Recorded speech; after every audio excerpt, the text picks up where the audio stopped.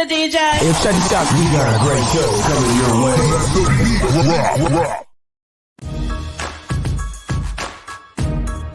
From the ECSI Sports Studios, it's the Midday Market Report with Jeff Dawson.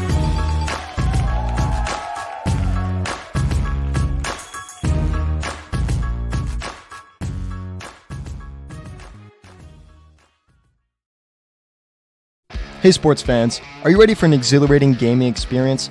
Introducing VIPclub.lv, your ultimate online sportsbook and casino.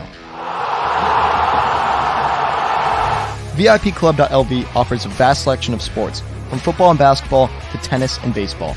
Bet on your favorite teams and enjoy the thrill of the game. But that's not all.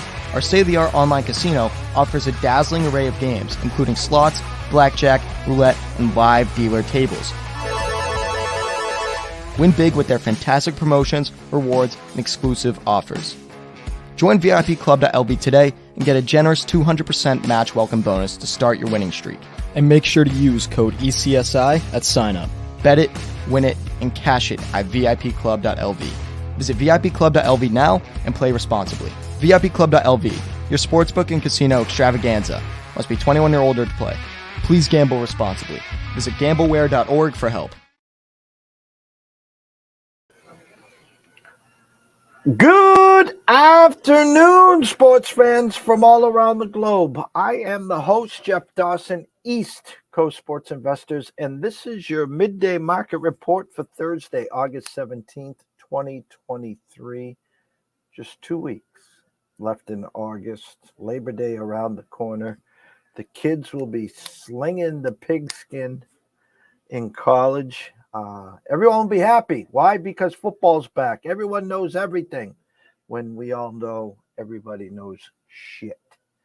Shout out to the VIPclub.lv, our new sponsor. Please, please, please go and use ECSI at the checkout. Tell them JD sent you, and they'll take good care of you there.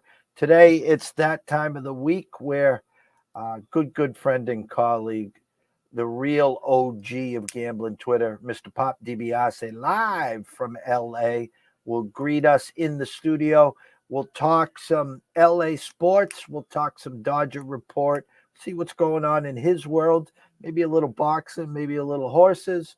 Who knows? Maybe a little WNBA as the New York Liberty seem to be doing pretty well lately against Las Vegas as they tip off tonight at 10 o'clock. We have an NFL game, Cleveland and Philly, a game that opened up at 1, now as high as 4 on DraftKings with a 35.5. Plenty to talk about. Of course, a shout out to our good friend, Mr. Connor McLaren. Good afternoon to you, Connor. Thank you for joining us. So without further ado, let's bring him in, the one and only, Mr. Pop DiBiase. Afternoon, Pops. What's going on? I'm feeling good. I'm feeling great. Always a pleasure to be here with you, Jeff. You already know what time it is, man. You know, I look forward to these chats and these talks that we have weekly.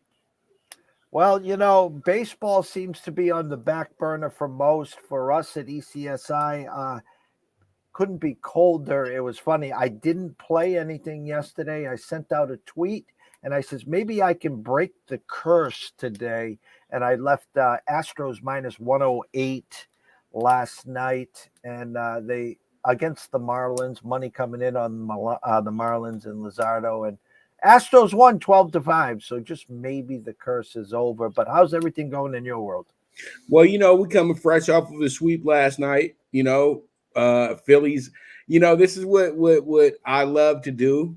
And I know that this is why people say, oh, he's the OG. That's the guy. That's the man. And, you know, I don't ever really, you know, buy into that shit because, you know, we win and we lose in this business. But last night I gave out my premium. Premium is the exclusive client play. If you need one bet, if you say, Pop, I just want one, it's the premium. And last night the Phillies were my premium. They were a plus 120 dog. Easy money, baby. Been doing this for the last decade, man. And that's what I always try to say.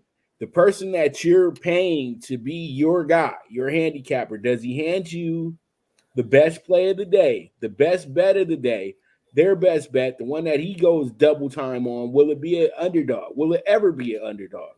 We'll see a guy give you a minus 200 in a heartbeat, thinking that that's going to be the way. I've seen it because there's other handicappers that send me their stuff on a daily basis, and I kind of laugh and say that I don't want to clown them too hard, or I just let them go do what they're going to do because I don't want to be sitting up here teaching people for free.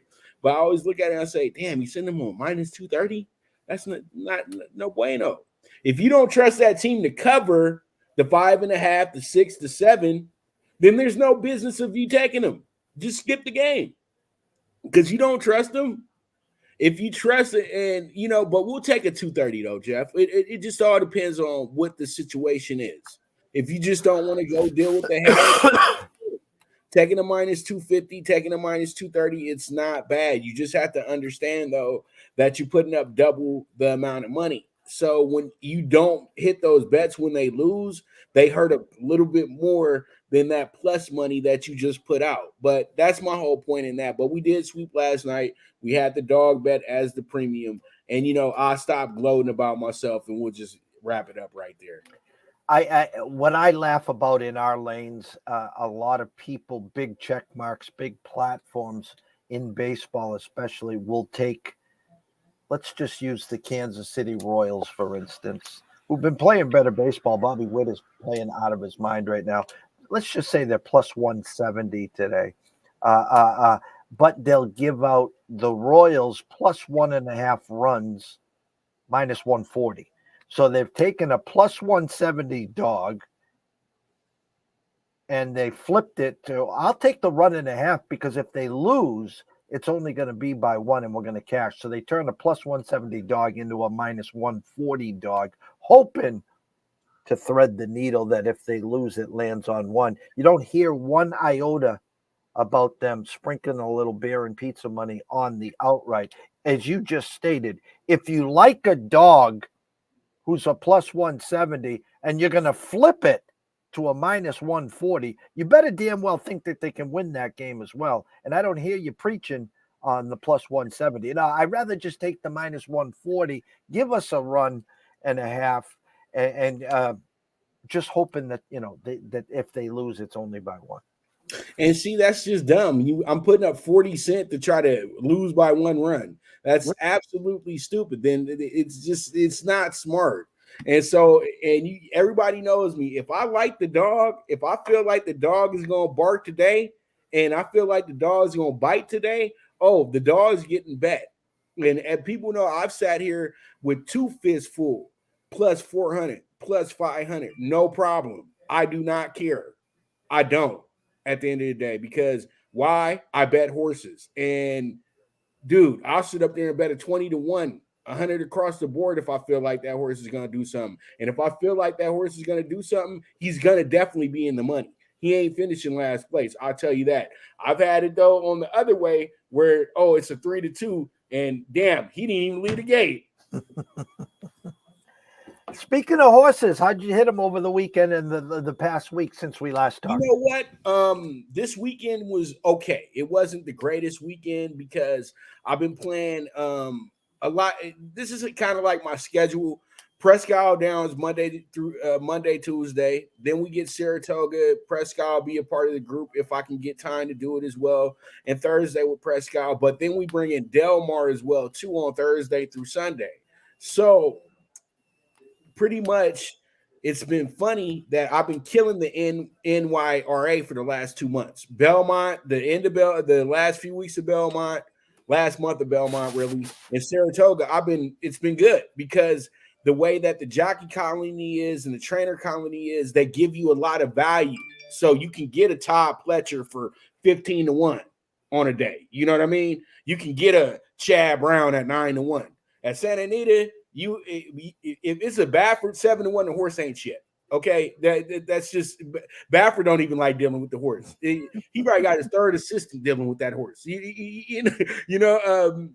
After a while, because with Baffert, it's almost like they're so exclusive. It's like, okay, you're like, if you 5th string Baffert, you literally like pretty much just a claim. You just something they selling later on. But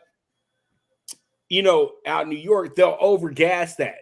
Jeff, you know that. Linda Rice. Oh my God, it's Linda Rice.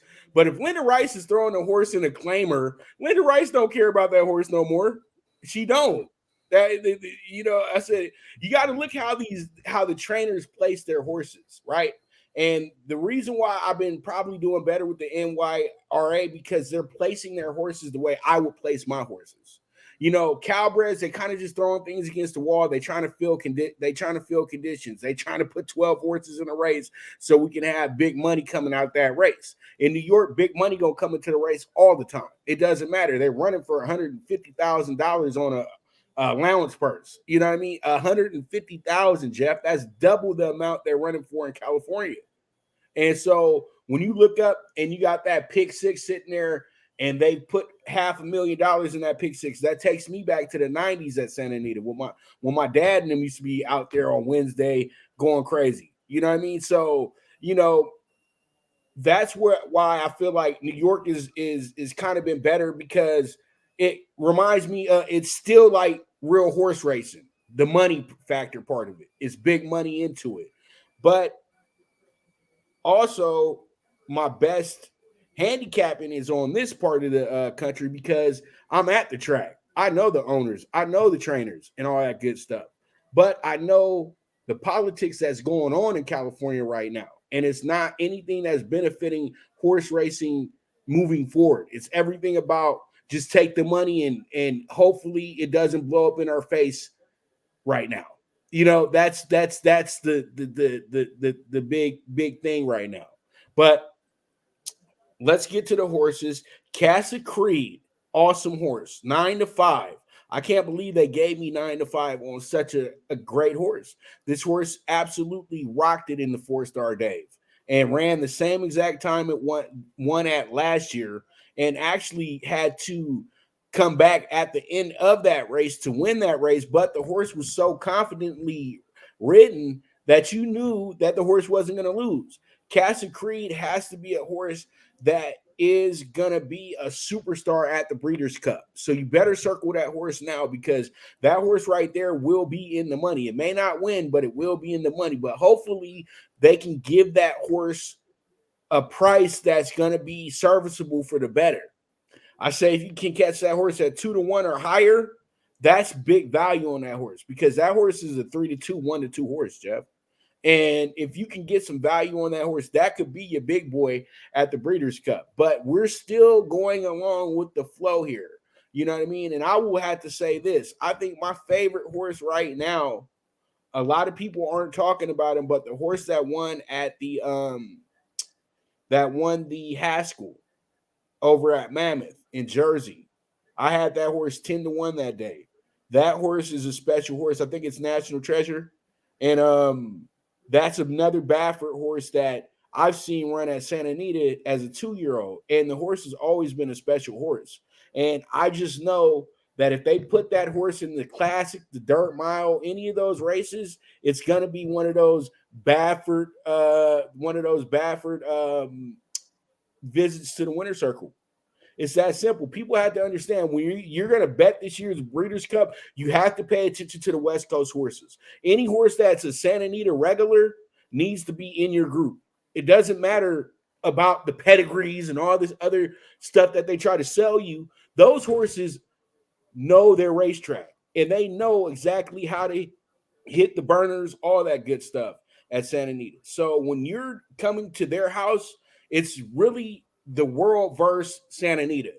And that's what people have to understand when it comes down to that Breeders' Cup. So, that's just something that they have to put in play. And it's something that's going to be very, very key to the situation that is going on moving forward. So, I just really do feel like it's a lot that is good for horse racing at this moment, but we know that it's almost time though too at the same time. But there's a lot of really good horses running this summer, and I tell people just pay attention to what's going on at Del Mar and Saratoga because it gives you a good idea of what you're going to get when you get to the Breeders' Cup this year. And that's just pretty much it at the end of the day. We had a weekend, the first weekend full of football. What was your takes from football? We actually played a handful of games over the weekend. We were in the plus column overall. We had the over in the Dallas game. We had I'm trying to think back to last weekend. We had an outright that came in as well. We were DOA on one flip as well. So, what'd your eyes see? What are you looking at towards this week? Tonight, Cleveland and Philly. Philly right now -3.5 with a 35 as well. Anything grabbing your attention tonight or what you saw last weekend? Well, the Browns, me with the Browns, you know how that goes. I don't like to get into that too much, but because I don't play the homer stuff, man. But I try not to. But you know, the Browns are a very peculiar situation right now. They're exciting for the preseason because they got this guy, Dorian Thompson Robinson, absolute gem. The guy is playing like a guy who should have been considered for probably one of those top 3 quarterback picks that they had this year, since they were so comfortable with, having the brothers be drafted off top. I would say that DTR is possibly better than Richardson coming in, because the thing is, he's the opposite of Richardson. He started 41 games in college.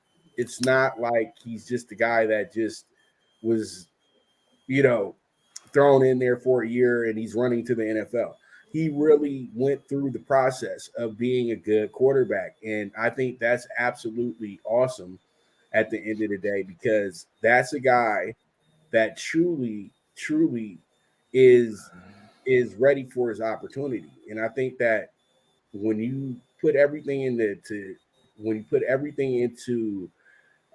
perspective, you have yourself a very good team that's very focused in on being the best that they possibly can be this year. It's no more, just let's just try. Now they got players in place that are going to be very helpful towards what they're trying to do in probably the toughest division in football. Let's keep it real. We're going to talk about the North a lot tomorrow, but I just think that Dorian is playing absolutely lights out. He went 9 for 10 last week. That was incredible. Threw for a touchdown. Yeah, they lost the game, but when he came in the game, they got sparked up.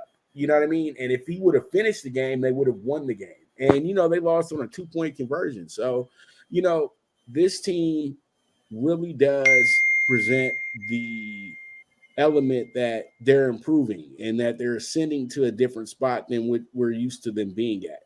Now, another team that was very fluid with their preseason as well, too, the way that they went about their business, is the Chargers. The Chargers were really good in that spot, and the Chargers really played, very focused football. I know it was just their backups and everything like that, but those guys played like guys that really want to be on that team. And when guys are playing like that, that means that we got something special going on in camp. And I was impressed with 3 players, and they could be guys that can be factors. I don't know if they'll be fantasy guys right away, but I know that they're going to be factors with with the Chargers, with LA, if they're asked, if they get the opportunity to. And that's going to be Darius Davis, who ran back an 81-yard punt return. Then you also have the Rook, the number 1 pick, Quentin Johnson, who scored a touchdown. Beautiful touchdown as well, too. Fluid catch. Everything was perfect about that. You look at that guy, he's long, he's fast. All you think about is all the top receivers that we've had over the last decade or so that have came into this game and been dominant receivers. And that's when you look over at Keenan Allen and Mike Williams and say, it's one of y'all last season here. is which one of y'all showing up and which one of y'all late, And so pretty much you have that option there as well, too. But the guy that really impressed me the most was Elijah Dotson. If they can get Elijah Dotson to be a part of that running game with Eckler and take a little bit of pressure off of Eckler being, say, a 20-25 carry guy game, and then you're throwing him out there to catch passes as well, too. 5 to 10 of those on a daily basis where he's getting damn near 30 touches a game. You know what I mean? Eckler is they're wearing Eckler down. Let's keep it real. That's why Eckler's really bugging to get paid right now, because he knows that he plays hurt a lot. He does. Nobody wants to say that, but Eckler plays hurt a lot. You know what I mean? And they know that they have to find a guy that can sub in for him. LT was really great because he had Michael Turner. LT was awesome, but he needed Michael Turner to be the guy that went in there and actually fought in the trenches. You know what I mean? LT come in there, do the pretty stuff, the finesse, you move here, you go there, sweep off, you throw a pass, everything will get you in space. But Michael Turner is the guy that got to go in there and actually go to war with people. And that was a perfect balance for the Chargers. And that was really the best part of their team when they were an elite team in the NFL. If people really know the Chargers, they will know this. And then having Antonio Gates be such a productive tight end, they have that in Everett now. But Everett is no Antonio Gates. Antonio Gates is incomparable. So they have a really good-looking offense. I'm telling you now. I really do. And I know a lot of people are going to say, you crazy, Pop. And I know I'm going to get a lot of flack and a lot of pushback, but I don't care, Jeff. I don't care. I'm with Jeff. I'm going to say what I want to say. I think this offense is better than the Chiefs offense. How about that? Yeah, I know Pat Mahomes has Pacheco and all these guys, but he lost. They just lost Juju. Juju is a Pro Bowler. Juju was a big part of winning that Super Bowl last year. And, you're trying to get it right with Justin Ross, a guy that is injury prone, and you have Mecole Hardman's gone. Tyreek Hill's gone. Kelsey, I'm going to keep it real with you. Kelsey worries me this year because he's too famous now.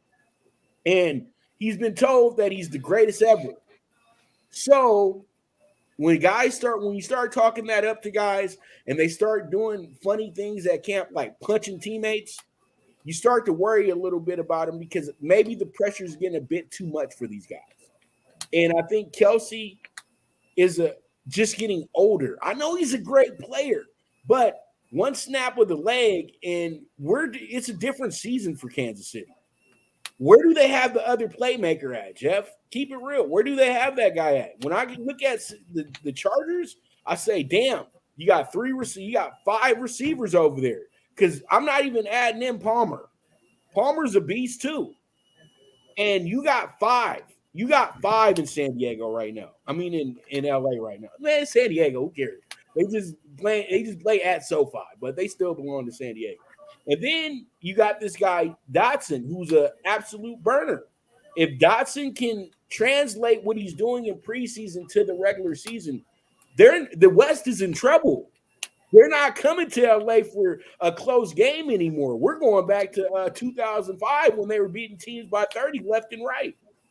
And I'm telling you, if the Chargers can find that spark that they found in that 14-2 season this year, because they look like the same team that was that team. They don't have a young Sean Merriman there, but they got a future Hall of Famer in Khalil Mack and a possible future Hall of Famer in Bosa. So you got 2 of the best defensive ends on each side. And then you got one of the best safeties in the league in Derwin James. There's just so much to like about this Chargers team. But will they step up to the plate? That's the biggest question right now. Because right now I think it's time, Jeff. They came into SoFi. They had an okay first season. They missed the playoffs by a game because they got too cute against the Raiders. Then they come back and they make the playoffs slightly last year. They make the playoffs slightly. They got in, but they played great at the end of the year. They won the last 5 games of the year. They were one of the best looking teams at the end of the season. And then they go into the playoffs, get up 27-0 and get cute and comfortable and lose the game. But at the same time, too, you felt like, well, maybe this is okay that they have a loss like this because they can be motivated by something like this. But I'm going to keep it real with you, Jeff. And I know you're going to look at me crazy when I say this. But if the Chargers would have been able to win that game, They would have rolled the Chiefs, bro. On me. They would have rolled them because they're a division rival. They hate them and they love winning at Arrowhead. And they had 2 games against the Chiefs that they should have won. And usually, when you have 2 games against a team that you should have won, you usually get the third. And you know this. You know this. And I know you laughing at me and everything, but you know the Chargers would have rolled the Chiefs because there's a team for everybody in the playoffs that can beat them. Nobody ever wants to say that. But there's always a team in the playoffs that can beat your super team. There's always a team, but usually they don't make it to them because they get upended by another team on some fluky, lucky stuff, just like the Jags did. The Jags really know that they were ahead of schedule, and they made the playoffs because their division got weak at the end of the year. Let's keep it real. They were just a hot team going into the playoffs. But in reality, the Chargers, if they would have had a more confident coach, they would have won that game. Their coach got way too analytical and lost the game. When you get up 27-0, throw the analytics out the window. You don't need him anymore. Now you got to go with your gut because the analytics is going to make you lose. Now you got to say to yourself, you know what? Run the clock. Keep churning the ball to this guy. Try to get the easiest plays possible. Don't keep running the same plays that they already know what's coming. So there's just a lot of things to improve on. And the Rams, they're cooked. Let's just keep it real. I don't have to even talk too much about them. They're cooked. McVay is I wouldn't say McVay's on the hot seat yet, but it's warming up. Because go ahead. I watched that game Saturday, and it was comical. We were actually on the Rams. We played the flip. They went from 2-point dogs to 2.5-point favorites, and they gave up a punt return. I don't want to say they're going through the motions, but their big talk about was Stetson Bennett, and on Saturday, Puku caught a touchdown, but it doesn't look pretty in LA for them. McVay's going to look back and not passing up the Amazon job. We know Stafford now supposedly is healthy. There were talks that they were trying to move him in the offseason. Cooper Kupp coming off an injury. Cam Akers yesterday thrown out of practice. There's just so much shit going on with this team that it is a dumpster fire right now. But it's kind of funny because, they were just a couple of years ago, 1 quarter away from winning the Super Bowl. Actually, I'm sorry. They won the Super Bowl. Joe Burrow and company were one quarter away from winning the Super Bowl. I want to go back to your Justin Herbert for a second, because if you read through the tea leaves, which a lot of people don't do, and peel back the onion, you're going to see a price that's been hit and hit hard from the sharps, and that's Justin Herbert to be the MVP this year. He's in between the big dogs and the Lamar Jacksons and a few others. So after or during the show, everyone that's watching and listening, go take a look at Justin Herbert MVP and go sprinkle a little beer and pizza money on that, because it's mispriced, because it's already been hit pretty good there. Before we wrap up the NFL, give us the downfall on the Chargers is the head coach, the stupidity of 4th and 1s, from the 8 or 9, not taking the 3. Not taking the field goals, going for it on your 25 or 30 early in the game. If they get off to a slow start, can Kellen Moore lean some of his brilliance and slow this coach down, or this guy's just going to burn the bridge and then eventually he's going to get tossed and Kellen moves into the head coaching job? Well, I would like to really be like that he has the confidence of the Spanos, because he's a cheap situation. You have to understand, any coach want to come to LA is going to be expensive, and Staley is cheap. And I think they like the fact that he's cheap and he listens, and he doesn't go off he doesn't go off the cuff. You know what I mean? He goes off exactly what's been told to him, the information that has been dilated to him. So he's a good robot. And you look at Kellen Moore, and you want Kellen Moore to be focused in on just the offensive end of the team, because that's what he's there for. I don't think he's capable of being a head coach yet. I know it doesn't sound good, but it's the Norv Turner effect. It's the who else was a really good offensive coordinator but lousy head coach? Charlie Weiss effect. You know what I mean? Where guys are so great at their position, when they become the overall controller of the team, it becomes job becomes a little bit more difficult.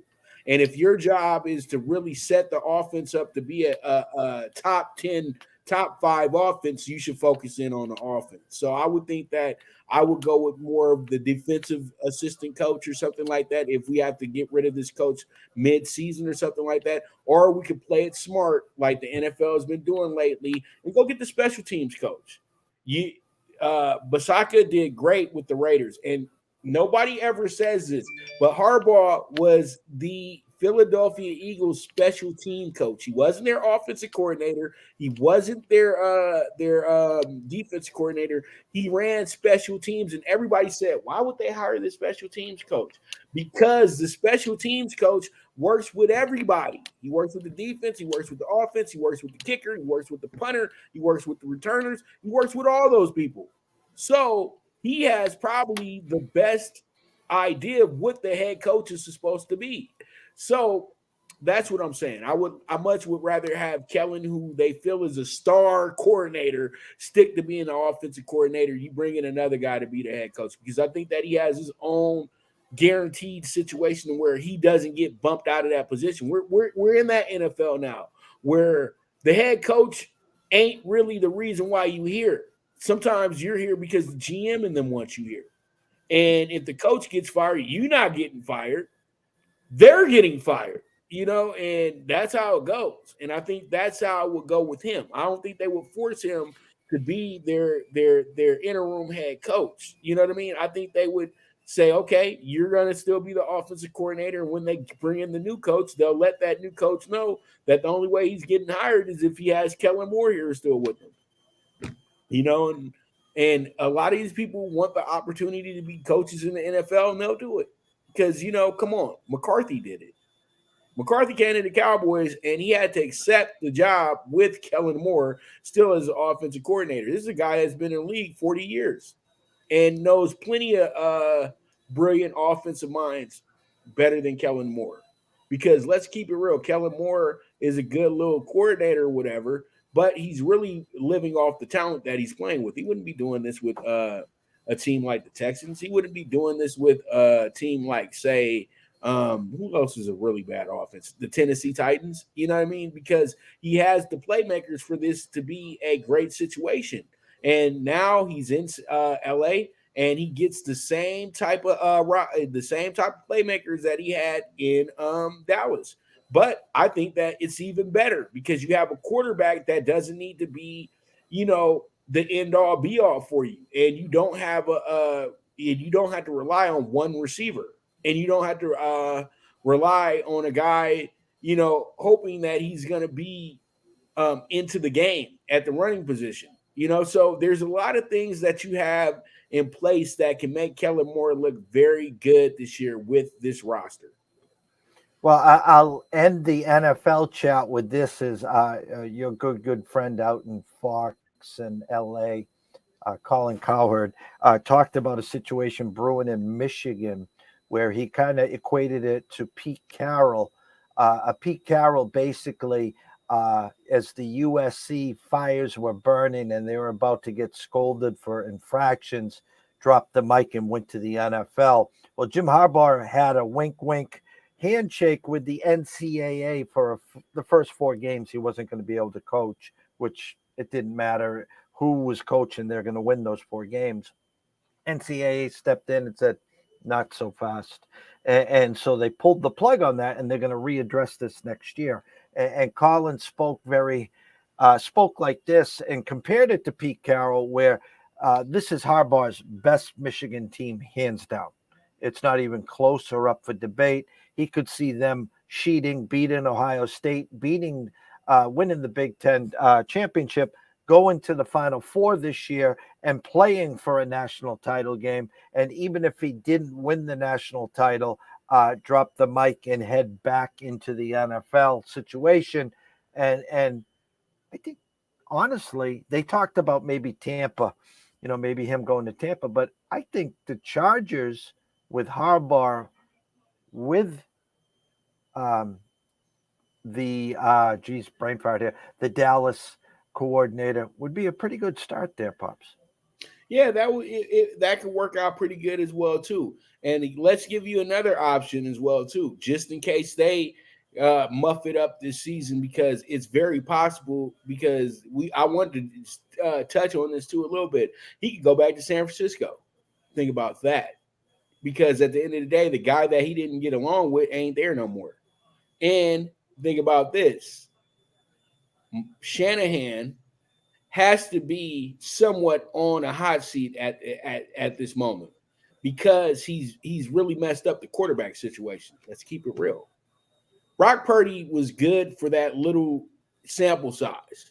Now they got tape on him, and everybody knows that you get physical with the guy, you can get him out the game easy. Just rough him up a little bit. So you really want to trust this guy who really just was in there not messing up the situation? Or do you want to take Trey Lance, the guy that you actually picked to be your future quarterback, and you had the bold confidence of benching a guy that took you to the Super Bowl and said that the future's now? And then when you put him back in the game, he started looking good again. But he's not on the roster anymore, Jimmy G. So guess what happens? You guys got to have Sam Darnold be your starting quarterback. That's the only guy I trust right now as the San Francisco quarterback. But can Sam Darnold override his past hiccups? That's a question in itself. So if he's not able to do that, then they're in trouble. Trouble. This is like a 4-13 season if they don't get this thing right. Let's keep it real. You can't just rely on McCaffrey. McCaffrey's injury prone. Debo, injury prone. These guys don't stay healthy. Once they catch a nagging injury, you got to say to yourself, they might not play this week. Kittle, he's always dealing with some back issue or some ankle issue. So, dude, seriously, you're going to put a lot of pressure on your defense that they don't need to have on themselves. And I truly do feel like if they don't get off and Seattle winds up beating him again, they could fire him. I would fire him. Dude, because you messed up a perfect situation. I gave you Jimmy. I got you Jimmy G. I gave up picks for Jimmy G. He got you to the Super Bowl. That wasn't good enough. Then we get the third pick in the draft. We could have got us a great offensive lineman to go with Trent Edwards to bolster up that part of our offense, but we decided to go get a quarterback that sat out a year who played in FCS football. Now we go get a guy in Sam Darnold who's on his third team in 6 years of being in the NFL, and he was a top 3 pick. Yeah, we can't do this no more because you don't know what you're doing as a head coach. You are a dictator, but you're not good at dictating things. So what we need to do is we need to find a coach that's going to actually coach with some common sense and not be having his ego out there all the time, thinking that everything's going to go well because of him. He has the same exact complex as Josh McDaniels. They're the same type of person. My daddy was a coach. Blah, blah, blah, blah, blah. Okay, cool. But you're not your dad. You can't dictate to grown men. You can take that to a college, take that to a high school, but their mentalities are the reason why their teams are being held up and not winning games right now. Well, San Francisco wins games simply because the way that Lynch structured the team. It's not because Shanahan's a great coach. It's already been proven. It's been proven. Because great coaches can get everything out of you like Tomlin and Harbaugh and Belichick and still go 8-9 and it's okay. But see, you have to have everything go right for you to have these great seasons. Because when something goes wrong, you're just the top 15 draft picking team. That's it. because you're not a good coach. You are a name. That's it. You're a coordinator.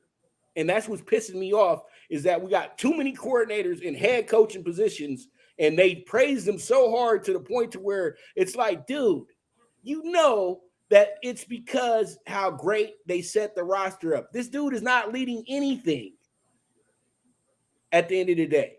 And I promise you, other San Francisco people are thinking just like this. They're not saying it out loud, but they're pretty tired of Shanahan as well, too. And at some point, you need to show us that you're capable of doing something other than being Mike Shanahan's son. There it is. You didn't win 2 Super Bowls in Denver. Your dad did. Okay? You didn't do anything. All you did was just ride the coattails of your dad. And you're just running his old playbook anyway. So who cares what you're talking about? Start winning some real games and start organizing your team and stop making it all about you. Lastly, Dodger report. Again, we're just waiting for the Dodgers versus Braves. To see who goes to the World Series. Obviously, I'm tongue in cheek. Anything can happen there, as we see year after year in bases. But give us your Dodger report. Well, the Dodgers. I told you the Dodgers are going to Dodger. Hey, people got to understand the Dodgers. For the Dodgers. This is an allowance race. Paid workouts during the season. The Dodgers were always going to make the playoffs. The Dodgers were always going to be in the loop of things. They might have not have won their division, but they're still going to be in the loop of things because the Dodgers have set themselves up to be a team that plays in the postseason. There's only 4 teams that can really say that in the MLB right now. The Dodgers, the Phillies. I would have said the Padres, but we know the Padres, that's just you trying to compete with the Dodgers. We know that's what that's all about. The Yankees are just having a injury plague season, and your Red Sox, like these teams know that it's about the postseason. It's not about building during the regular season. You know what I mean? And well, Atlanta as well too. You know what I mean? They know that they're playing for it. They know that they're going to be in the postseason. But how do we set this postseason roster up? The Dodgers have been absolutely on the money because in August, that's when they cut it on. And I told you this, that they'll cut it on in August. Don't worry about anything. They're 14-1 right now. They've won 10 in a row. They have made, and everybody kind of scarfed at the trade day deals because you didn't bring in big names. You didn't bring in Ariando. You didn't bring in Montgomery. You didn't bring in half the Cardinals like they wanted you to. No, because we're not going to be able to do that with the Cardinals. So pretty much what happens here is that we have ourselves a team that is in position to really be, very good and very ready for this World Series situation. So that's how I'm exactly feeling right now about the Dodgers.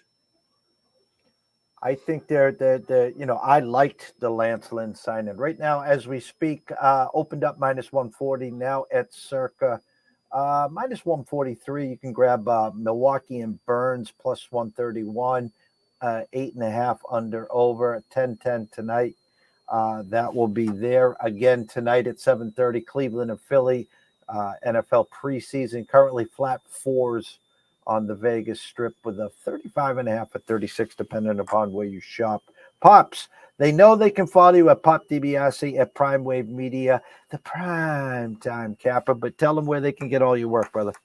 Well, they can catch me over at they can always hit me up on Prime Wave Media at yahoo.com if they're interested in being a client and everything like that. They can watch my daily shows on Prime Wave Media. They can watch my shows on the Twitter, and they can also watch my shows on the YouTube. Oh, I just said YouTube, but they can watch me on Facebook as well too.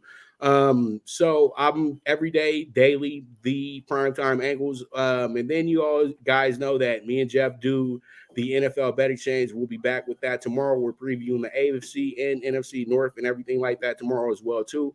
So we got a lot of things that we are looking forward to. So it's going to be some pretty good things, but you guys already know where to catch me at. If you guys have any questions, you guys can email me. You guys can DM me. Well, with X, you can't DM people, but you can just hit me with a little message or something like, hey, you know, talk up under of a Twitter message or something like that, or tweet or X, whatever it is now. And we can just go from there. And you know, it is Myself what and it is. myself and Pops, 3 o'clock my time, 12 o'clock his time. NFL Bet Exchange tomorrow. There'll be no closing bell this afternoon. Short slate. Riley is another commitment. Me and Riley will be back tomorrow around 4:30 for the closing bell at 1 o'clock. Myself and Sean Childs from Full Time Fantasy will be back with another fantasy show. So for myself, Jeff Dawson of EC Sports Invest, the one, the only Pop DiBiase at Pop DiBiase at Prime Wave Media. We all wish everyone a blessed day. Cash a few tickets with them.